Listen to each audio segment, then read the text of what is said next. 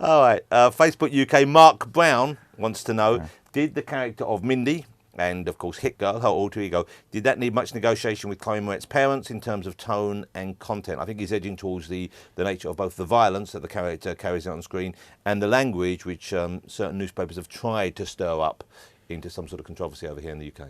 Well, it wasn't really a negotiation because it was pretty, the script and the comics showed what we were going to do. So I just had to get the permission to make sure they felt comfortable with it. And when you meet Chloe, she was so mature and with it that it just felt right. She seems frighteningly together for a person, because she's what, 13 or 14 now? She's 13 now, 11 when we did it. It is like talking to a kind of, like, a young adult when you chat to her. She's more mature than the whole cast put together.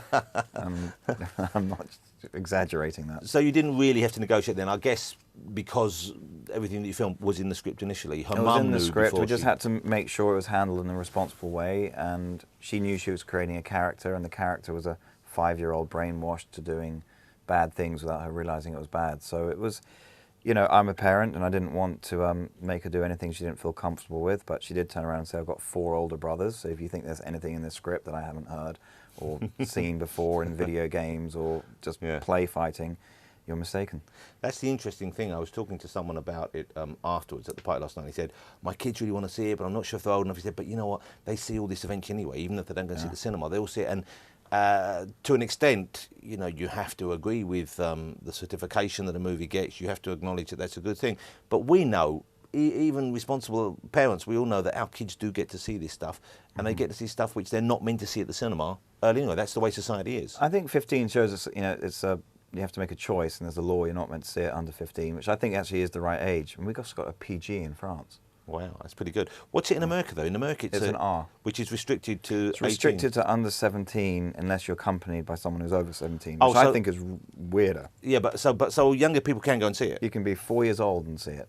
That would explain why. I remember I've seen horror movies over there where people take their kids in. Yeah, that's where I think that's where the boundaries get blurred, and a lazy parent might want to see a movie and just brings a kid along. I think that is wrong. We've all been in that situation, though. You spend more time in America than me, so I haven't had the temptation. Facebook UK person James Vaughn. Hello, James. He asks, did you expect any sort of press backlash when making the film? How do you react to coverage like the recent articles in the Daily Mail that questions the film's violent content? So there have been a few questions raised about that. I've got to... Listen, the way I feel is the outrage and controversy would be much more if I hadn't put the swearing and the violence in for the people I'm making the movie for.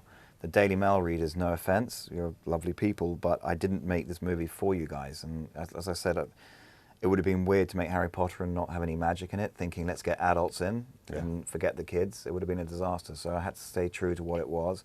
And the movie is good because of the decisions we made. So if the people who've got a problem with it, just don't buy a ticket. Yeah, and I guess you were conscious of the fact that you didn't want to let the fans down, the fans of the book. I made it for the fans. Hollywood didn't want it, so I had to make it with someone, and they were the only people that wanted it. Let me ask you a question that isn't on here, that I very much admire the fact that you have a very clear idea of your vision of what you wanted the film not just to look like, but to feel like, to be like, the finished product. And yet I noticed that in the few weeks, having a few brief conversations with you in the weeks leading up to the film, you were quite nervous about the way it would be received. Is this just pre-show nerves generally, or do you ever have moments where you question your own judgment? The best way I can answer that, it might be a little bit too personal, but we've played tennis a lot, and I think I once got you, I've never beaten him, but I got you to 5-1, and I still lost. So I've learned until you close out the game, you haven't won, and with now, closing out the match is the hardest part of any game, and we haven't closed it out yet. I'm surprised our tennis matches don't get a lot more coverage. Yeah, they're funny.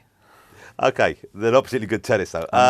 All right, someone from the Times now, I don't have your name here, so sorry about this, but one of the Times online guys has wants me to ask you whether Kick-Ass, the budget being estimated at $70 million. Try 28, but carry on. That's pounds, though, 28. Dollars. Really, $28 million? Okay. As I said, sometimes Matthew, honesty is perhaps... No, now we want people on our side. There was an achievement. We're the underdogs. It is a real achievement, but so why do people offer inflated budgets then? I never said 70, so I don't know where that came. I think people look at it and assume it was made for 70. I thought it was £29 million, therefore you would think that's about $50 to $60 million. No, all in is 28. Okay, so there you go. After So rebates. that's remarkable to have made a movie that looks like that, and with those special effects, because of course there's always CGI that you don't realise. I'm assuming the fire and those kind of scenes, there's a lot of CGI in that. Yeah, So and actually- New York. Yeah, so that's a lot of money goes on that kind of thing. That's a remarkably low budget for something which looks as slick as that. So even at 70 million, though, the question here was that's quite a modest budget, but very high for an independent productions. That's not true. But So, since you didn't yeah. yet have a distributor when you were filming the movie, were you concerned? Was it a fear or a worry of yours that you wouldn't find someone who would help you recoup that? Yeah, I was terrified. I mean, it was a very similar circumstances to Lock, Stock, and with Lock, Stock, when we finished the movie, we still couldn't get distribution. And we only got distribution due to a record deal, and the guy at Polygram gave us a record advance, and he was so terrified he wouldn't get his 100 grand back and lose his job for giving us an advance for a film with no distribution, that he just said, just put it out on one screen and then I'll be okay. So, that was pure fluke for us getting a distribution. Just getting it out into a cinema. Yeah, it was impossible. We got offered one straight to DVD deal or video deal back then.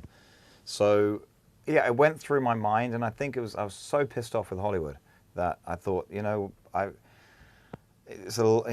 was playing a big game of poker, but I really believed in it. And if I don't believe it, why should nobody else? And it was crazy because all the people that said no were the people I had to eventually try and persuade to say yes. But luckily, I think it's because of the people out there on the net. They were talking about it so much. It just got the studio suits. I think even last night, some of them were still surprised. They're suddenly like, God, everyone's clapping and enjoying it. I think they don't. Most people in the film business don't like films and don't love films and have no interest in. A lot of people are saying to me, "You must be enjoying this," proving them wrong. I haven't proven them wrong until it's a big hit. Because if this dies, they'll go, "I told you so." And if it's a big hit, they'll say, "Can we have the sequel?" So, but even if it doesn't make a fortune, clearly the reaction has been that people love certain things in the movies. They love the tone of it. I mean, certainly the audiences you've seen it with. I saw the few moments you screened at San Diego at the San Diego Comic-Con last year, and that was it. It got a rapturous reception. Amazing. And I think that turned a lot of the studio heads around, didn't it? Who were they started paying attention. Okay, so from that, I think, that Hit Girl works. Yes. And yet one of the major concerns that the studio went into for finance before you decided to do it yourself was Hit Girl, was her agent. So you must feel a certain They wanted to cut her vindication out, there. and then of course the first request when they're buying the movies is, "Can we have more of Hit Girl?" It's like, Hollywood has, I think conscience and guilt don't come into their mindset. I'm going to throw in a question which isn't here because I'm sure a lot of people want to know this, especially once they've seen the movie. It seems to me that if it does reasonably well or above, and I anticipate it's going to do fabulously well for you, and I hope I don't jinx it by saying that. But if it does do reasonably well or above, a sequel has to happen, I would have thought. Just because I want to see what happens to Hit Girl I'd love to do a sequel. We had a lot of fun doing it. There's a lot of good ideas we have for a sequel, but I said to Jane, look, if we have to write this. What I don't want to do is a sequel that's not quite as good. So if we can get the right script and the right ideas, we'll do it. So you want it to be Godfather 2 of comic book movies, not Jurassic Park 2? Godfather 2, I think, was the best out of the three. Okay. It was the best, yeah. You said, this is from Milo Hewitt, Facebook UK. Thank you, Milo. You said making the film without a studio gave you a lot more creative freedom. Will this still be the case with Kick-Ass 2, which we just said, if it gets made? Because presumably, either Lionsgate or whoever else you're involved in afterwards will want to finance the sequel. I would have thought that wouldn't be the problem. Yeah, it won't be a problem, because if I did do a deal with them, I'd have to have 100% creative control. And if they wouldn't give me that, we'll find out. It's going to be much easier raising money for Kick-Ass 2 than Kick-Ass 1. But you've kind of, I imagine there must be people in Hollywood, there must be other directors, some actors, perhaps some writers who've come to you and said, how did you do this? How do you finance a movie on your own? I want to do this. Is that the response you're getting? There's a rumbling, but it's sort of, the revolution will be stopped as much as possible by the studios and the agents don't like this, what I did, because it's sort of, could make a lot of people redundant overnight.